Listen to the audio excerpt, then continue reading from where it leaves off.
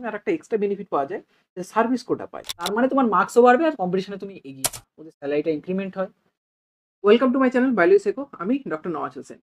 বহু স্টুডেন্টের জিডিএমও নিয়ে নানা ডাউট থাকে। তাও আবার বহুদিন পর জিডিএমও চাকরির জন্য রিক্রুটমেন্ট বেরিয়েছে।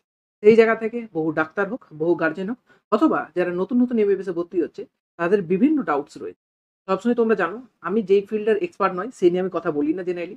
জিডিএমওর একজন আমার সঙ্গে অফিসার রয়েছে, ডক্টর প্রীতম দা। তার কাছ থেকে জেনে নেবো তোমাদের মনের মধ্যে থাকা বিভিন্ন কোশ্চেন, আমার মনের মধ্যে থাকা বিভিন্ন ধরনের question. Welcome to my channel Pritam da. Thank you ভাই। Pritam da NRS medical college থেকে পাস আউট এবং বর্তমানে জিডিএমও অফিসার হিসেবে কর্মরত রেনঘাটা হসপিটাল। তো দাদা, সব থেকে প্রথম জিডিএমও নিয়ে যে কোশ্চেনটা আমি করবো, জিডিএমও হিসাবে তোমার এক্সপিরিয়েন্স কেমন এবং তোমার রিক্রুটমেন্ট কিভাবে হয়েছে? হাই, আমি doctor Pritam. MBBS from NRS medical college 2016 থেকে 2022 ব্যাচ আমি। তারপরে আমি জিডিএমওতে ঢুকি after completion of my house staffship. মানে আমি 1 বছর এনআরএস মেডিকেল কলেজের গাইনিতেই হাউস স্টাফশিপ করি। করার পরে আমি জিডিএমওতে ঢুকি 2023 সালে। তারপর থেকে মোটামুটি আমার জিডিএমওর এক্সপিরিয়েন্স ওই টক ঝাল মিষ্টি মতো সবকিছুই মিলিয়ে মিশিয়ে রয়েছে। আচ্ছা দাদা, জিডিএমও তে এই রিক্রুটমেন্টের জন্য নোটিফিকেশন এসেছে। তো জিডিএমও তে জেনারেলি রিক্রুটমেন্টটা হয় কিভাবে? রিক্রুটমেন্টের একটা প্রসেস তো নিশ্চয়ই থাকে। সেটা হয় কিভাবে? সবথেকে প্রথম একটা জিনিস ক্লিয়ার করে দিই, জিডিএমও মানে হলো জেনারেল ডিউটি মেডিকেল অফিসার। অর্থাৎ বিভিন্ন যে হসপিটাল থাকে, গ্রামগঞ্জের হোক বা কিছু কিছু ডিস্ট্রিক্ট হসপিটাল থাকে, সেখানেই জেনারেল ডিউটি মেডিকেল অফিসার হিসেবে যারা যোগদান করেন, তাদেরকে বলা হয় জিডিএম। তো দাদা, এই জিডিএমওর রিক্রুটমেন্ট প্রসেসটা। আমি 2023-এ ফার্স্ট আমাদের নোটিশ বেরোয়। তখন আমি হাউস স্টাফশিপ করছি। এবার নোটিশে রীতিমতো অ্যাপ্লাই করা হয়। ফর্ম ফিল আপের ডেট আসে। অ্যাপ্লিকেশন কমপ্লিট করার পরে আমাদেরকে আমাদের এক্সপেরিয়েন্স বা আমাদের একাডেমিক্স টোটালটার আমাদের ইনপুট করতে হয়। তারপরে আমাদের একটা দিন ইন্টারভিউয়ের জন্য ডাকে। এই ইন্টারভিউয়ের দিন ভেরিফিকেশন হয় ডকুমেন্ট, এবং ইন্টারভিউয়ের পরে আমাদের একটা ফাইনাল ওরা একটা র‍্যাংক লিস্ট বের করে। এই র‍্যাংক লিস্টের উপরে আমাদের স্বাস্থ্য ভবন কলকাতাতে কাউন্সেলিং হয়। র‍্যাংক লিস্ট অনুযায়ী সবাই সবার রেসপেক্টিভ হসপিটাল যে যেটা চেয়েছিল সে সেটা চুজ করে। তারপরে আবার ভেরিফিকেশন হয় রেসপেক্টিভ ডিস্ট্রিক্টে। আমার যেমন নদিয়াতে ডিস্ট্রিক্ট, আমার নদিয়াতে সব আমার তো নদিয়াতেই আমার ভেরিফিকেশন হয়েছে। হয়ে তারপরে আমাকে জয়েন করতে হয়েছে আমার ব্লকে।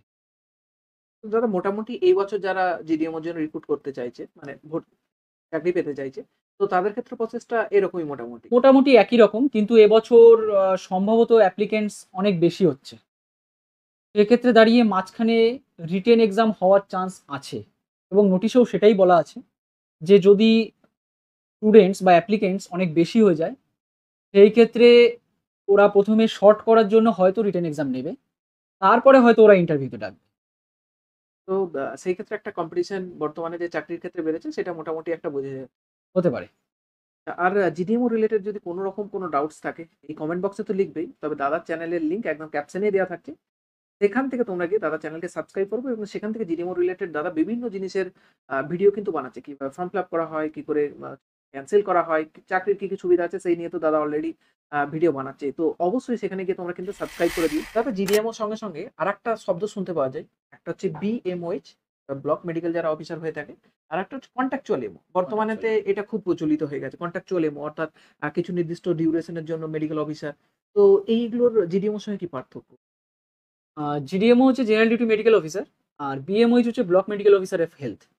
অর্থাৎ বিএমওইচ এর কাজ অ্যাডমিনিস্ট্রেটিভ দিকটা সামলানো ব্লকের, আর জিডিএমওদের কাজ টেবিল প্র্যাকটিস। মানে হসপিটালের যেখানে এমার্জেন্সি আছে সেই এমার্জেন্সিতে বসে ক্লিনিক্যাল প্র্যাকটিসটা করা, পেশেন্ট দেখা, পেশেন্ট অ্যাডমিট করা, ওয়ার্ডে রাউন্ড দেওয়া, আউটডোর করা, এইগুলো টোটালটা দেখে জিডিএমও, আর বাকি অ্যাডমিনিস্ট্রেশনটা সামলায় বিএমওইচ। আর একটা কথা, সেটা হচ্ছে কন্ট্রাকচুয়াল এমও। কন্ট্রাকচুয়াল এমওটা হচ্ছে সরকার নির্দিষ্ট সময়ে ওদের যেরকম ভ্যাকান্সি থাকে সেই হিসাবে ওরা কিছু নোটিশ বার করে যে আমাদের এখানে এতজন এমও দরকার, এবং সেটা কন্ট্রাকচুয়াল বেসিসে ওখানে ওখানে অ্যাপয়েন্টেড হয়। 1 বছরের জন্য, 2 বছরের জন্য, 6 মাসের জন্য এটা রিনিউয়াল হয় কন্ট্রাকচুয়ালটা। আর কন্ট্রাকচুয়ালদের স্যালারি ফিক্স থাকে, ওদের কোনো অ্যালাউন্স থাকে না। যেটা জিডিএম ওদের যেহেতু পার্মানেন্ট, তো ওদের কোনো স্যালারি ফিক্স না, ওদের স্যালারিটা ইনক্রিমেন্ট হয়, আর সঙ্গে তাদের অ্যালাউন্সও থাকে। এই হচ্ছে বেসিক পার্থক্য একটা জিডিএমও আর একটা কন্ট্রাকচুয়াল এমওর মধ্যে। এবার আসি দাদা ওই কোশ্চেনটা নিয়ে, যে জিডিএম এর জন্য কারা কারা এলিজিবল? একজন এমবিবিএস পাস করেই কি এলিজিবল, নাকি হাউস স্টাফ করতে হয়, অথবা এমডি করতে হয় কিনা? মানে বিভিন্ন মানুষের বিভিন্ন ডাউটস থাকে, যেখান থেকে একটা মেডিকেল স্টুডেন্টেরও ডাউটস থাকে, গার্জিয়ানদেরও ডাউটস থাকে। সেই জায়গাতে কোন সময় একজন জিডিএমও হতে পারবে এলিজিবল? ছেলে যখন এমবিবিএস পাস করছে মানে 4.5 বছর পড়াশুনো আর 1 বছরের ইন্টার্নশিপ, সে তখন জিডিএমও বসার জন্য এলিজিবল হয়ে যাচ্ছে। এটুকু তার মিনিমাম ক্রাইটেরিয়া। এবার যদি বলিস যে কিসের জন্য কি কারা প্রেফারেবল, যত এক্সপেরিয়েন্স বাড়বে তার সে তত ভালো মার্কস পাবে। এবছরই প্রত্যেক বছর ভ্যারি করে কার এক্সপেরিয়েন্সে কত মার্কস দেবে, সেটা স্বাস্থ্য ভবন প্রত্যেক বছর ফিক্স করে। এবছর যেমন 2 বছরের জন্য কারোর এক্সপেরিয়েন্স যদি থাকে তাকে একটা মার্কস, 10 বছরের জন্য কেউ থাকলে তাকে এত বড় মার্কস, কেউ 6 মাসের জন্য থাকলে তাকে এতটা মার্কস। তা যত তোমার এক্সপেরিয়েন্স বাড়বে, তুমি ধরো হাউস টাইপশিপ করেছো, তুমি এক কন্ট্রাকচুয়াল এমও করেছো, বা তোমার কাছে পিজি আছে, তো সেগুলো তোমার এক্সপেরিয়েন্স বাড়াচ্ছে। তার মানে তোমার মার্কসও বাড়বে আর কম্পিটিশনে তুমি এগিয়ে যাবে। তাই জিডিএমওতে minimum criteria MBBS, maximum preferable criteria তুমি যতটা এক্সপেরিয়েন্স গেইন করবে তার উপরে। আচ্ছা, তোমার পয়েন্ট অফ ভিউ থেকে কি মনে হয় ডাইরেক্ট এমবিবিএস করে হাউস টাপ করে জিডিএমওতে ঢুকে সেই জায়গা থেকে বর্তমানে একটা স্টুডেন্টের জিডিএমওতে ডাইরেক্ট যাওয়া উচিত নাকি নিট পিজির জন্য ট্রাই করা উচিত? মানে জিডিএমও ভার্সেস নিট পিজি নিয়ে যদি একটা বলতে বলি, কি কি বেনিফিট জিডিএমওতে আছে অথবা ক্ষতি আছে, নিট পিজিতে কি কি বেনিফিট? আমি যখন পার্ট ওয়ানে পড়তাম সেই সময় আমার একটা ভিশন ক্লিয়ার ছিল যে আমাকে ইন হ্যান্ড কাজ করতে হবে, পেশেন্টকে দেখতে হবে, ক্লিনিক্যাল এক্সপিরিয়েন্স বাড়াতে হবে, যাতে আমি ডাক্তারিটা যাতে করতে পারি যত আর্লিয়েস্ট। সেই ক্ষেত্রে দাঁড়িয়ে আমি তখনই ভেবে নিয়েছিলাম যে আমাকে জিডিএমওটা করতে হবে, বা আমাকে একটা প্র্যাকটিসে নামতে হবে। জিডিএমও যদি নাও পাই আমি প্র্যাকটিসে নামবো। সেই হিসেবে আমি হাউসটাপশিপ করি এবং আমি জিডিএমওতে ঢুকি এবং লাকিলি ঢুকে যাই, কারণ 2021-এর পর তখন এক্সটেন্ডেড প্যানেল বেরিয়েছিল এবং আমি সেটাতে অ্যাপ্লাই করে আমি সেটাতে পেয়ে যাই। তো একটা ছেলে যে এমবিবিএস পাস করে বেরিয়েই তার কাছে অনেক রাস্তা খুলে থাকে। তার মধ্যে দুটো প্রধান হচ্ছে, একটা নিট পিজি আর একটা হচ্ছে জিডিএম। এবার নির্ভর করছে একটা ছেলে কি চায়, মানে তার লক্ষ্যটা কি। যদি কেউ নিট পিজি করতে চায় এমবিবিএস এর পরেই, তার ক্ষেত্রে কিছু সুবিধা আছে। সুবিধাগুলো কেমন? পড়ার ফ্লোটা ঠিক থাকে, বন্ধু বান্ধব একই সেম ইয়ারে সেইটা ঠিক থাকে। ও যখন নিট পিজি পড়তে যাচ্ছে, ওর যে পড়ার ফ্লোটা এমবিবিএস এ ছিল সেটাই ও ক্যারি অন করতে পারে। ওকে নিট পিজি ক্র্যাক করার জন্য আলাদা করে দেখতে পাওয়ার কোনো দরকার, কিন্তু সেটা জিডিএমওতে সম্ভব না। জিডিএমওতে অনেক রেসপন্সিবিলিটি চলে আসে, অনেকের ফ্যামিলি চলে আসে, সার্ভিসের প্রেশার থাকে। সেখান থেকে দাঁড়িয়ে একটা পড়াশুনো রেডি করা, নিট পিজি ক্র্যাক করা খুব টাফ। সেই দিক থেকে দেখতে গেলে নিট পিজি ভালো। নিট পিজি করলে দুটো দিকেই খোলা থাকে, মানে আমাদের মেডিকেলে দুটো দিক থাকে সার্ভিসে। একটা হচ্ছে মেডিকেল হেলথ সার্ভিস, আর একটা হচ্ছে medical education service. Education service থেকে প্রফেসর হওয়া যায়, আর হেলথ সার্ভিস থেকে জিডিএমওতে ঢোকা যায়। এবার সেই ক্ষেত্রে দাঁড়িয়ে একটা নিট পিজি যারা পাশ করে বেরোচ্ছে বা একটা পিজিশিপ যারা কমপ্লিট করে বেরোচ্ছে, তাদের কাছে দুটো দিকই খোলা থাকে। সে চাইলে সে জিডিএমও পরে হতে পারবে বা এসএমও হতে পারবে, কিংবা সে পরবর্তী চাইলে অ্যাসিস্ট্যান্ট প্রফেসর হতে পারবে। আর থার্ড দিক, আমি এই জিনিসের ডাক্তার, এটুকু বলা যাবে। মানে আমি এখনো জিডিএমও করছি, অনেকে আমার কাছে জিজ্ঞেস করে যে ওই হাসপাতালে তুমি কিসের ডাক্তার। মানে লোকে জানতে চায় তুমি চেস্ট মেডিসিন, স্পেশালিটির ব্যাপারটা। এটা কিন্তু খুব বড় বিষয়। সেটা আমি জানি তুইও ফেস করিস, সেটা আমিও ফেস করি। প্রত্যেক দিন প্রতিনিয়ত ফেস করতে হয় যে তুমি কিসের ডাক্তার। এমবিবিএস মানে লোক ভাবে যে এমবিবিএস মানে কি ডাক্তার। কি ডাক্তার এক্স্যাক্টলি।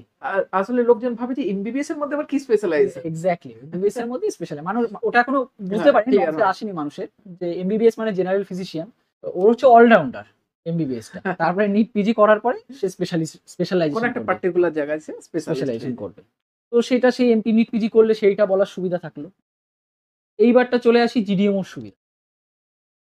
প্রথমত, জিডিএমও যদি কেউ করতে চায় আমি তাদেরই বলবো, যাদের ইচ্ছা এমবিবিএস পাস করার পরেই প্র্যাকটিস করার। যাদের এমবিবিএস মানে আমি ডাক্তারি করছি এটুখানি বলতে পারবে জিডিএমও করলে। শুরুতেই যদি কেউ মানে খুব তাড়াতাড়ি বলতে পারবে মানে জিডিএমও করলে। এবার নিট পিজি করলে কি সমস্যা হবে সেই ক্ষেত্রে? নিট পিজি ৩ বছর, মনে করছি কেউ ফ্রেশার মানে একেবারে ঢুকে গেল, প্রথমবারেই ঢুকে গেল, কারেন্ট ইয়ার। সে ঢুকে গিয়ে ৩ বছর পড়লো, ৩ বছর এসআরশিপ পড়লো, মানে ৬ বছর তার। মানে সেই ডাক্তারিটা করতে মানে নিজে ইন্ডিপেন্ডেন্টলি পেশেন্ট দেখা, পেশেন্ট ভর্তি করা, সেই পেশেন্টকে ফলো আপ করে ডিসচার্জ করা। মাথার উপরে কোনো প্রফেসর নেই, কোনো সিনিয়র নেই। নিজেই পুরোটাকে কমপ্লিট করছে। এই জিনিসটা করতে তার 6 থেকে 7টা বছর টাইম লাগে। একটা পিজিএস যে পিজি করছে। আর যে জিডিএমও সে এমবিবিএস এর পরেই সে সেই জিনিসটা ফিল করতে পারে। সেই জিনিসটার মজা নিতে পারবে। যে আমি ডাক্তারি করছি। আমি পেশেন্ট নিজের মতো করে অ্যাডমিট করছি, নিজের মতো অ্যাডভাইস দিচ্ছি, নিজের মতো পেশেন্টটাকে নিজের মতো ফলো আপ করছি। আমি একটা রোগের ডায়াগনোসিস। এবার এর সাথে কমপ্লিমেন্টারি আরো কিছু জিনিস চলে আসে। কমপ্লিমেন্টারি যে সমস্ত গভর্নমেন্টে যেরকম থাকে আরকি গভর্নমেন্ট জবে সেলারি, একটা ফিন্যান্সিয়াল স্টেবিলিটি আর দ্বিতীয়ত হচ্ছে একটা জব সিকিউরিটি। মোটামুটি ৬০-৬৫ বছর অব্দি একটা পার্মানেন্ট জব থাকে। আর এমনও নয় যে জিডিএমও করছি মানে আমি আর নিট পিজি পড়তে পারব না বা নিট পিজির জন্য আমি এলিজিবল নয় সেটাও না। তুমি পরে তোমার কাছে অপশন থাকছে যে তুমি নিট পিজিও তুমি ক্র্যাক করতে পারো। তো তুমি তোমার টেক ইউর টাইম তুমি পড়াশোনা করো। পড়াশোনা করে তুমি তারপরে কিছু সময় বাদে গিয়ে তুমি নিট পিজি দাও। তুমি আচ্ছা, এই জায়গা থেকে একটা জিনিস ইম্পর্টেন্ট, বহু মানুষের ডাউটস থাকে বা বহু মানুষ এটা নিয়েই জিডিএমও কে ভাবে যে জিডিএমও করলে একটা সার্ভিস কোটা পাওয়া যায় নিট পিজির ক্ষেত্রে। তো সেটার দিক থেকেও বহুজন জিডিএমও চুজ করে নেয়। একটা তো ফিন্যান্সিয়াল স্টেবিলিটি থাকেই। যে বহু স্টুডেন্ট এমবিবিএস করে ডাইরেক্টলি একটা ফিন্যান্সিয়াল স্টেবিলিটি চায়। সেইজন্য সে নিট পিজি কবে হবে, ক্র্যাক বা কি হবে, সেখান থেকে একটা জিডিএমও সে জয়েন করে এবং তার সঙ্গে আরেকটা এক্সট্রা বেনিফিট পাওয়া যায় যে সার্ভিস কোটা পায়। তো এই সার্ভিস কোটা জিডিএমও তে কারা পায়? কি ধরনের পোস্টিং এ পায়? কিভাবে পায়? সার্ভিস কোটা বা ট্রেনি রিজার্ভ। আরেকটা ভাষা হচ্ছে ট্রেনি রিজার্ভ। যারা মিনিমাম ৩ বছর সার্ভিস করছে কোন সেটআপে? দুটো সেটআপে। একটা হচ্ছে রুরাল সেটআপ, একটা হচ্ছে রিমোট সেটআপ। এবার আমাদের বোঝার বিষয় আছে রুরাল সেটআপ কোনটাকে বলছি আমরা? রিমোট বা ডিফিকাল্ট টু রিচ এরিয়া কোনটাকে বলছি? রুরাল সেটআপ হচ্ছে সেইসব সেটআপ বা সেইসব এরিয়া যেখানে ৭ টা ক্লজ আছে সরকারের। এই ৭ টা ক্লজের জুরিসডিকশন এর বাইরে বিলং করছে। কি এরিয়া হতে পারে? মিউনিসিপ্যালিটি এরিয়া হতে পারে, মিউনিসিপাল কর্পোরেশন হতে পারে, নোটিফাইড টাউন এরিয়া হতে পারে, ক্যান্টনমেন্ট এরিয়া হতে পারে, আরবান বডি হতে পারে। এরকম আরো জায়গা আছে যেগুলো মধ্যে থাকলে রুরাল এরিয়াকে বলবো না আমরা। মানে সার্ভিস কোটা সেই ক্ষেত্রে একদম পাওয়ার চান্স নেই। নেই। যেগুলো এই এরিয়াগুলোর মধ্যে পড়ছে। এই এরিয়াগুলোর বাইরে থাকলে তখন সেটাকে বলা হয় রুরাল সেটআপ। এবার সেকেন্ড পয়েন্ট হচ্ছে হলো রিমোট বা ডিফিকাল্ট টু রিচ এরিয়া। এর মধ্যে ৪ টে জিনিস আছে। একটা হচ্ছে জিটিএ মানে গোর্খাল্যান্ড টেরিটোরিয়াল অ্যাক্ট। এর আন্ডারে পড়ছে যে অঞ্চলটা, সেই অঞ্চল। সেকেন্ড হচ্ছে উত্তরবঙ্গ উন্নয়ন পর্ষদ। থার্ড হচ্ছে পশ্চিমাঞ্চল উন্নয়ন পর্ষদ। আর ফোর্থ হচ্ছে সুন্দরবন উন্নয়ন পর্ষদ। এগুলো হচ্ছে রিমোট বা ডিফিকাল্ট টু রিচ এরিয়া। এগুলোর মধ্যে যে সমস্ত জায়গায় যে সমস্ত ইনস্টিটিউট বা যে সমস্ত হাসপাতাল রয়েছে সেখানে সার্ভিস করতে হবে। এটা হচ্ছে ক্রাইটেরিয়া। এবার প্রত্যেক বছর স্বাস্থ্য ভবন ঠিক করে যে আজকে আমি এই অঞ্চলটাকে সার্ভিস কোটা দেব, কাল আমি ওটাকে দেব না। সেটা মানে আগে প্রত্যেক থেকে বছর ভ্যারিয়েবল। প্রত্যেক বছর ভ্যারিয়েবল। এটা মোটামুটি ইন জেনারেল আমি একটা আইডিয়া দিলাম। কিন্তু আজকে দেখা যাচ্ছে এই জায়গা থেকে একটা দাদা বেরোলো, কালকে সেখান থেকে সার্ভিস কোটা নাও বেরোতে পারে। যেমন আমি তোমার ক্ষেত্রে যদি ধরি, যে হসপিটালে বর্তমানে কর্মরত হরিণঘাটা হসপিটাল। এর আগে যে সমস্ত সেন্টাররা তোমার আগে সেখান থেকে বেরিয়েছে, তো উনারা কি সার্ভিস হ্যাঁ, কোটা পেয়েছেন? ওনারা সার্ভিস কোটা পেয়ে ওনারা অ্যাভেইল করেছে এবং ওনারা এখন পিজি প্রায় সেকেন্ড ইয়ার হতে গেল। পড়ছেন। কিন্তু এই তোমার ক্ষেত্রে যদি নিট পিজি তোমার যখন ৩ বছর হবে, তুমি পাবে কিনা একদম মানে সিওর নেই। না, না।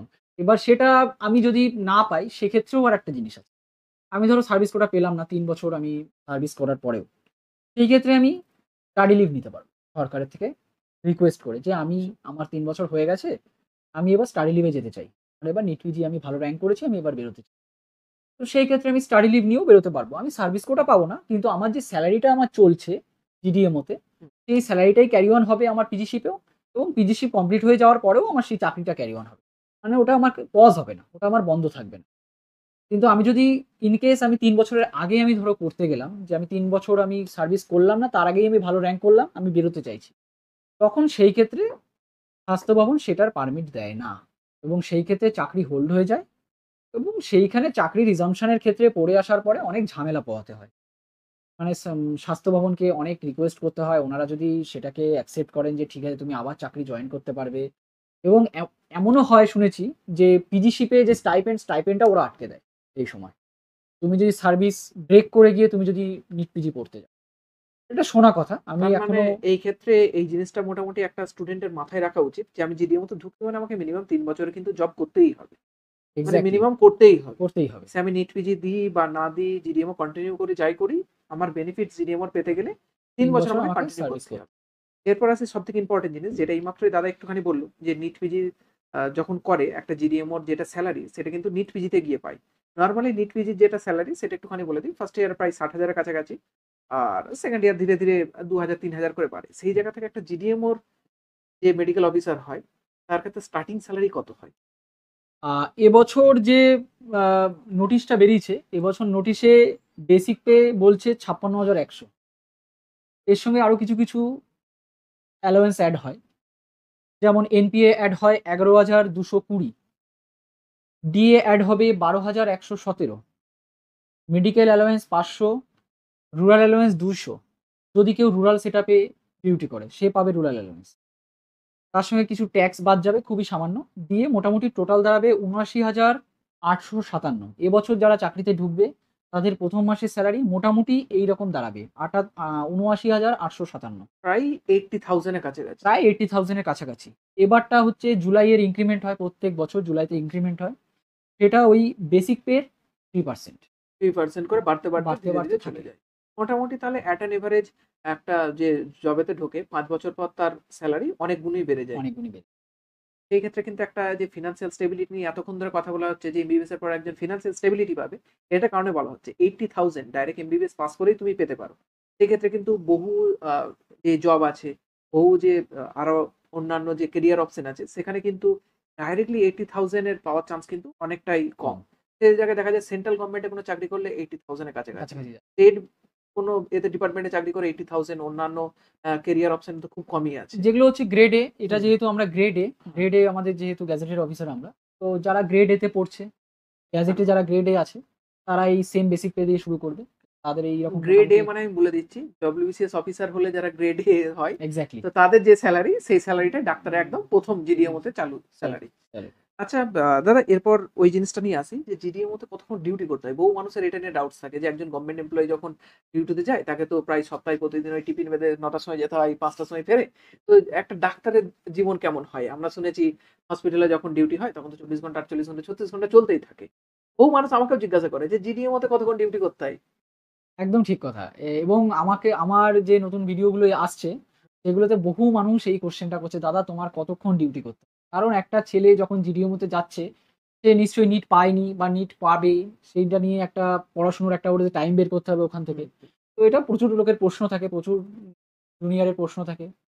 তো আমি বলব যে জিডিএমওর কোথায় কেমন ডিউটি বা ডিউটি আওয়ার্স কত থাকে সেটা নির্ভর করছে যে হাসপাতালে ডিউটি করতে যাবে সেখানকার পেশেন্ট লোড কেমন বা সেখানে কতজন মেডিকেল অফিসার পোস্টেড আছে তার উপর। ইন জেনারেল যদি বলি আমি, একটা রুরাল হাসপাতালে ৪ জন এমও, বেডেড পিএইচসি তে ২ জন এমও, নন বেডেড পিএইচসি তে ১ জন এমও থাকে। পিএসসি মানে primary health centre primary health যেগুলো সেন্টার যেগুলো। আর এইচ মানে রুরাল হসপিটাল। এবারটা ডিউটি আওয়ার্স এর মধ্যেও ভাগ আছে। ডিউটি আওয়ার্স এর মধ্যে ভাগ বলতে আমাদের ওয়ার্ক লোড এর মধ্যে পড়ে এমার্জেন্সি, একটা হচ্ছে ওপিডি আওয়ার্স, একটা হচ্ছিল রাউন্ড। সকাল আর বিকাল। বা সকাল সন্ধ্যে রাউন্ড। এবার এই টোটালটা ওই যে কয়জন এমও আছে তাদের মধ্যে মোটামুটি অন এভারেজ ভাগ করা হয়। ইকুয়ালি ডিভাইড কম ইকুয়ালি বেশি ডিভাইড হয়ে কম যায়। বেশি করা হয়। তো এটাই থাকে আমাদের ওয়ার্কলোড। বাকি দিন মোটামুটি ফাঁকাই থাকে। তবুও মোটামুটি উইকলি একটা জিডিএমওর ডক্টরের কতক্ষণ করে ডিউটি আসে এট আ এভারেজ? যদি আমি বলি যদি নন বেডেড পিএইচসি হয়, সেই ক্ষেত্রে সপ্তাহে ৬ দিন ওপিডি করতে হবে। মানে সকাল ১০টা থেকে প্রায় ২টো পর্যন্ত, তাই? সকাল ৯টা থেকে শুরু হয় যতক্ষণ পেশেন্ট থাকবে। সকাল ৯টা থেকে শুরু হবে যতক্ষণ পেশেন্ট থাকবে সেটা হচ্ছে হলো আমাদের নন বেডেড পিএইচসির ক্ষেত্রে। সেখানে শুধুমাত্র আউটডোর হয়। এবার যদি বেডেড পিএইচসির কথা বলি, আমাদের আউটডোর থাকছে। আউটডোরের সাথে আমাদের এমার্জেন্সি থাকছে এবং আমাদের ওয়ার্ড থাকছে। এবার দুটো এমও রয়েছে তার মানে ৪ দিন ৩ দিন। সপ্তাহে ৪ দিন ডিউটি, সেই সপ্তাহে দিন ৩ দিন। অন্য অন্যজনের ৩ দিন ডিউটি। সপ্তাহে ৩ দিন মানে একটুখানি এটা ক্লিয়ার করে দিই। ৩ দিন মানে শুধু ওপিডি নয়। পুরো ২৪ ঘন্টা করে পুরো ৩ ২৪ দিন। ঘন্টা এক্সাক্টলি। বহু মানুষ ৩ ভাবে যে ২৪ ৭২ হ্যাঁ, আর ৪ ২৪ ৯৬। ডাক্তারদের জীবনে কিন্তু এগুলো সয়ে যায়। ২৪ ঘন্টা ডিউটি, ৪৮ ঘন্টা, ৭২ ঘন্টা, ৯৬ ঘন্টা। ৯৬ ঘন্টা। হ্যাঁ, এগুলো কিন্তু সয়ে যায়। যেগুলো সাধারণ মানুষ কোনদিন ভাবতেও পারবে না ভাবতেও যে পারবে না এতক্ষণ ডিউটি এক্সাক্টলি। করতে হয়। আর যেটা আরএইচ এর ক্ষেত্রে এইবারটা নির্ভর করছে। মানে একটা ওভারল্যাপ করে ওপিডি আওয়ার্স চলে। ওভারল্যাপ করে ওয়ার্ডে রাউন্ড চলে। তার সঙ্গে, সঙ্গে এমার্জেন্সি তো ২৪/৭ 24/7 আওয়ার্স করে। ওই মোটামুটি 36 48 আওয়ার্স মতো হয়।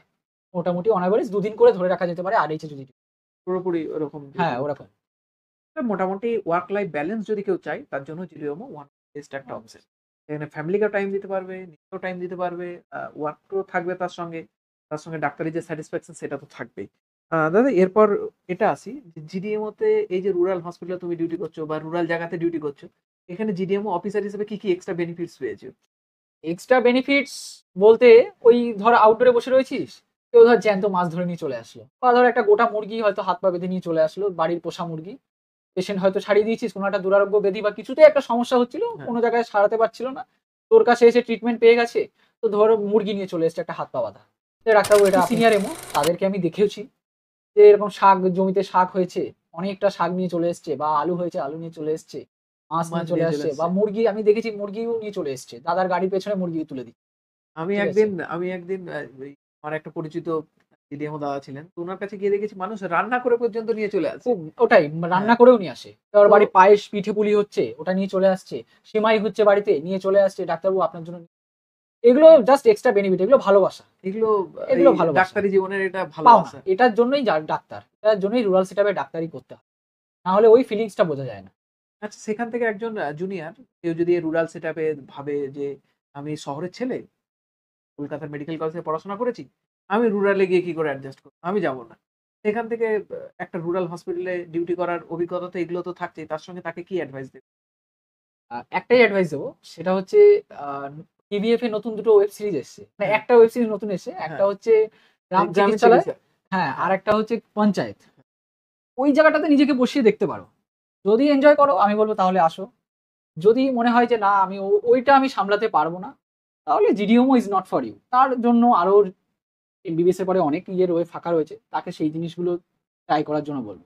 জিডিওমোতে ওই জিনিসটা যদি তুমি অ্যাডাপ্ট করতে পারো, ওই জিনিসটা যদি মজা লাগে, তুমি যদি র কেস হাতে পেতে চাও যে আমি একেবারে হঠাৎ করে চন্দ্রবোড়া কামড়েছে আমার সঙ্গে সঙ্গে আমার কাছে প্রেজেন্ট করতে, আমি কিভাবে তাকে ম্যানেজ করবো, ইভেন আমি যখন এই হরিণঘাটাতে ছিলাম, তো সাপ ডিভাই করে ধরে নিয়ে চলে ধরে এসেছে। নিয়ে চলে আসে, আসে সাপ ধরে নিয়ে আসে, অনেক সময় কাঁকড়া বিছা কামড়ায়, কাঁকড়া বিছা মেরে নিয়ে চলে আসে, তো আমি এটাকে আমি কখনোই আমার সামনে আরেকটা এরকম ঘটনা এই হরিণঘাটাতেই ঘটেছে।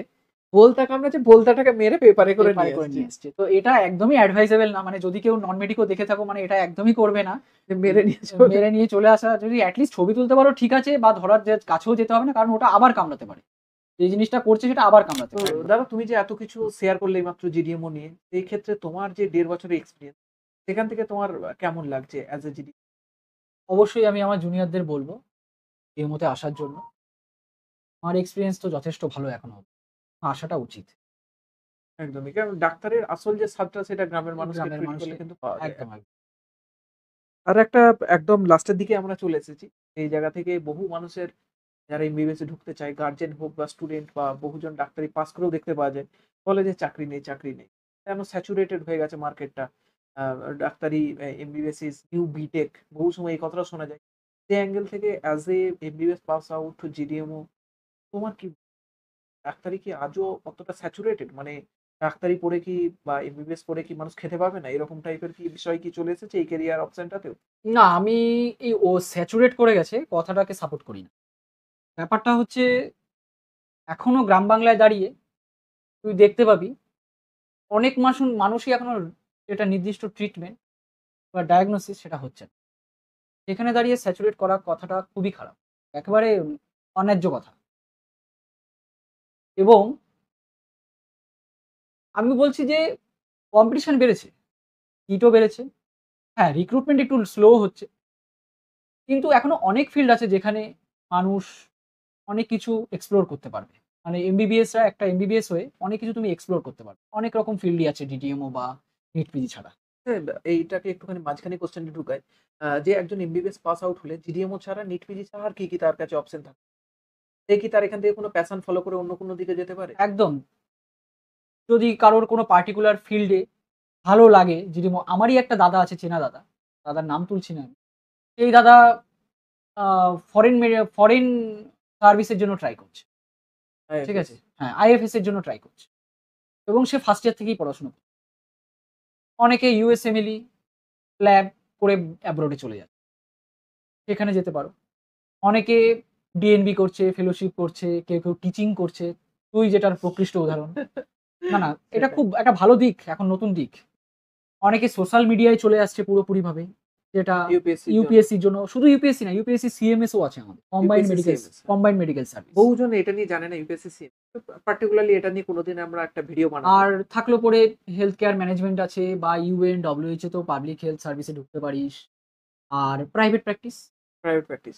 আচ্ছা দাদা, এই জায়গা থেকে আমি আরেকটা কোশ্চেন করি। কোনো একটা স্টুডেন্ট এমবিবিএস পাস করলো ডাইরেক্ট।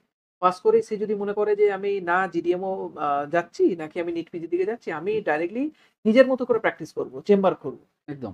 তো সে কোনো একটা নার্সিং হোমের সঙ্গে অ্যাটাচ থাকলো আর চেম্বার করলো। সেই ক্ষেত্রে কি মনে হয় তার লড়াইটা কেমন এমবিবিএস পাস করে বর্তমানে? বর্তমানে দাঁড়িয়ে মোটামুটি ধর যদি প্রাইভেট নার্সিং হোমে যেখানে ২৪ ঘন্টা ডিউটি হয়, সেখানে ২৪ ঘন্টা ডিউটি করলে মোটামুটি একদিন করেও যদি আমি সপ্তাহে ধরি, মাস মিলে মোটামুটি ২০,০০০ টাকা পাওয়া যায়। ২০ থেকে ২৫,০০০ টাকা। সে ধর নার্সিং হোমে ২ দিন ডিউটি করছে, ৪০-৫০,০০০ টাকা একটা কাছাকাছি আসছে। তার সঙ্গে সে প্রাইভেট প্র্যাকটিস করছে, মানে চেম্বার প্র্যাকটিস বাড়িতে করছে। ১ম দিকে হয়তো পেশেন্ট একটু কম হবে, কিন্তু তার যে প্র্যাকটিসটা তাকে প্রচুর এক্সপেরিয়েন্স দেবে। সে ১০ বছর পরে গিয়ে দাঁড়িয়ে সে তখন বুঝতে পারবে যে সে ওই ১ম দিন দাঁড়িয়ে প্র্যাকটিসটা শুরু করেছিল বলেই আজকে তার এত পেশেন্ট পুল বা এত চেনা পরিচিত, এত ইয়ে। ঠিক আছে? তো অবশ্যই ভালো, খুব ভালো দিক, এবং কেউ যদি শুরুতেই, আমি সবাইকেই বলি এমবিবিএস এর শেষেই প্র্যাকটিস শুরু করো। আমি ইভেন নিজের চোখে দেখা একজন আমার পরিচিত দাদা রয়েছেন। তো উনি একসময় অল্প, অল্প করে চেম্বার করতেন। এখন প্রায় দিনে শুধু এমবিবিএস পাস যখন উনি করেছেন, মানে তখনকার দিনেই বলছি, এখন তো উনি এমডি করে নিয়েছেন। তখনই উনার দিনে প্রায় ১২০-৩০ টা করে পেশেন্ট হতো। আছে, হয় ওটা। ওটা তো হয়। ওটা পুরোটাই মানে ডিগ্রির উপর নয়, মানুষের ট্রিটমেন্ট, মানুষের কতটা তার ভালোবাসা, ভালোবাসা। কিভাবে সে ফলো আপ অ্যাপ্রোচ করছে করছে তার উপর, পেশেন্টটাকে। ঠিক আছে? তার পেশেন্ট উপরেই অ্যাপ্রোচ নির্ভর ইস দ্যা করে। Main thing. তুমি পেশেন্টটাকে কিভাবে বলছো, পেশেন্টটাকে কিভাবে বোঝাচ্ছ, পেশেন্টটার সঙ্গে কিভাবে মিশছো। ওই জায়গা থেকে ওটাই বুঝতে পারলাম যে ডিগ্রির থেকেও কিন্তু বড় জিনিস বর্তমানে একটা পেশেন্ট দেখার পেশেন্ট প্রতি। তুমি নিজেই আলোচনা করলে দেখতে হবে। পাশে একজন এমডি ডক্টর বসে আছেন, আর কোন একজন এমবিবিএস ডাক্তার ট্রিটমেন্ট করছে। তো এমবিবিএস ডাক্তারের লাইনটা অনেক বড় এমডি। কারণ ওই হয়, সুনামটা তারা কামিয়ে নেয়। কামিয়ে নেয়। একদম এক্সাক্টলি। আর তুই যে কথাটা বলছিলি, যে কোয়েশ্চেনটা করেছিস যে স্যাচুরেট হয়ে গেছে কিনা? ওটার মধ্যে আরেকটু জিনিস বলছি আমি। আ ব্যাপারটা হচ্ছে, প্রত্যেক বছর তো এত ডাক্তার বেরোচ্ছে। সবাই কি সেম লেভেল স্কিলড? সবাই কি খুব সিরিয়াস? না। তার মানে আজকে দাঁড়িয়ে যেরকম, মানে একটা এমবিবিএস এর প্রতি যেরকম চাহিদা, মানে ডিফারেন্স তো ক্রিয়েট হচ্ছেই। এতজন ডাক্তারের মধ্যে ডিফারেন্স ক্রিয়েট হচ্ছে। তুই এইমাত্রই বললি একজন এমডি ডাক্তারের কাছে পেশেন্ট আসছে না, বা একটা এমবিবিএস এর ডাক্তারের কাছে এত লাইন পড়ে যাচ্ছে। তার মানে ডিফারেন্স ক্রিয়েট হচ্ছে। সেম লেভেল স্কিলড না, বা সেম লেভেল অ্যাপ্রোচেবল না সবাই। তো ডিফারেন্স থাকবে। আজকের দিনে দাঁড়িয়েও ডিফারেন্স যেরকম আছে, ২০ বছর পরে গিয়েও এমবিবিএস এর প্রতি এই ক্রেজটা থাকবে। কারণ এটা হচ্ছে, এমবিবিএস হচ্ছে হলো একটা এমন প্রফেশনাল স্ট্রিম যেটার লাইফ লং ভ্যালু থাকছে। যেটা জীবনের শেষ পর্যায়ে অবধি তুই অ্যাজ আ ডক্টর তুই প্র্যাকটিস করতে পারবি বা পেশেন্টকে সাজেস্ট করতে পারবি। এই জিনিসটা কিন্তু লাইফ লং ভ্যালু থাকে। তো অবশ্যই আমি সবসময় যে গার্ডিয়ান আছে বা যারা অ্যাসপিরেন্টস আছে, সবাইকে সবসময় বলি যে এমবিবিএস ইস এমবিবিএস। মানে you should not compare it with anything. আমি একটা জিনিস ওই ক্লাস 12 এ যখন পড়তাম তখন আমাদের বাংলা স্যার বলতেন, বাংলার একটা গদ্য ছিল গ্যালিলিওকে। ৪০০ বছর আগে গ্যালিলিওর বাবা চেয়েছিল গ্যালিলিওকে ডাক্তার করতে। তো স্যার বলতেন যে ৪০০ বছর আগে গ্যালিলিওর বাবা চাইতো ডাক্তার করবে, এখনো বাবারা চায় ছেলেকে ডাক্তার ডাক্তার করবে। এই ৪০০ বছরে কি ডাক্তারি ফিল্ড স্যাচুরেটেড হয়ে গেছে? ভবিষ্যতেও হবে না। হবে না। কারণ আমরা ভাবি যে দুটো ডাক্তার হচ্ছে মানে সিট বেড়ে গেল। এই কম্পারিজন এ যে বাকি জনগণ বাড়ছে সেটা তো কেউ সে ক্যালকুলেট খেয়াল করছি না। করছে না। তো সেই ক্ষেত্রে ডাক্তারি স্যাচুরেশন একটা জায়গা থেকেই হয়ে যায়, সেটা হচ্ছে জব। আফটার এমবিবিএস জব কি? এটার জন্য পুরোপুরি গভর্নমেন্ট দায়ী। গভর্নমেন্টের যেদিন থেকে রিক্রুটমেন্ট চালু হয়ে যাবে সেদিন থেকে আরামসে মানুষ যেমন ছিল আগের দিনে সেরকমই এরকম হয়ে যাবে। একদম, একদম। এর এবারটা উম ব্যাপারটা হচ্ছে কি, কিন্তু হ্যাঁ, এটা ভাবলে হবে না যে আমি ডাক্তারিতে ঢুকেই অনেক মোটা পয়সা ইনকাম করব। আমার মানে এটা কনসটা অবশ্যই বলা উচিত। একদম। যে একেবারে ঢুকেই আমি বিশাল আমার নাম হয়ে যাবে। প্রচুর পয়সা ইনকাম করব। হবে, টাইম লাগবে। কেউ যদি লং ডিউটি আওয়ার্স যদি মানে সহ্য করতে পারে, যে অনেকটা হেক্টিক শিডিউল হবে, লং ডিউটি আওয়ার্স হবে, অনেকটা ধৈর্য ধরে থাকতে হবে সবসময়, এবং তার সাথে আমার মেডিকেল ফিল্ডেও ইন্টারেস্ট আছে। এই টোটাল জিনিসটা যদি কারোর মধ্যে থাকে, সে যদি অ্যাকসেপ্ট করতে পারে আর সারা জীবন ধরে পড়াশোনা করতে পারে। ডাক্তারি এমন একটা একদম, জিনিস, ডাক্তারি পড়াশোনা। এমন একটা জিনিস, পড়াশুনো ভুললে হবে না। আমি অন্য স্ট্রিমের কথা বলতে পারব না। কিন্তু ডাক্তারিতে প্রতিদিন মেডিসিন ইস চেঞ্জেবল। এভরিডে ওটা চেঞ্জ হচ্ছে। অ্যাডজাস্ট না করলেই মুছে ঠিক যাবে আছে? না। হ্যাঁ, একদম। অ্যাডজাস্ট করতেই হবে। তো সারা জীবন যদি পড়ার যদি ইচ্ছা থাকে, তাহলে ডাক্তারি তাহলে বেস্ট ডাক্তারিতে, ফিল্ড। একদম, তুমি ডাক্তারিতে ঢুকতে পারো। এটুকুই মোটামুটি আমাদের আজকের কনভারসেশন ছিল জিডিএমও নিয়ে, ডাক্তারি ফিল্ড নিয়ে, ভবিষ্যৎ কিরকম সেরকম সেই সমস্ত পত্র নিয়ে। এরপরেও যদি তোমাদের কোনো রকম কোনো ডাউটস থাকে বা যারা দেখছেন আপনাদের যদি কোনো রকম কোনো ডাউটস থাকে অবশ্যই কমেন্ট বক্সে লিখবেন।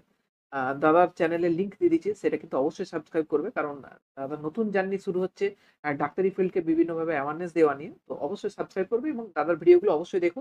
আর কমেন্ট বক্সে কমেন্ট করো। আমরা দুজনে চেষ্টা করব নেক্সট কোনো অন্য ভিডিও হলে সেখানে পসিবলি অ্যান্সার দেবো অথবা কমেন্ট বক্সে কমেন্ট। তো আর ভিডিওটা ভালো লাগলে অবশ্যই লাইক, শেয়ার, সাবস্ক্রাইব করে দিও। আর হ্যাঁ, বন্ধুদের সঙ্গে কিন্তু শেয়ার করে দিও। Thank you all.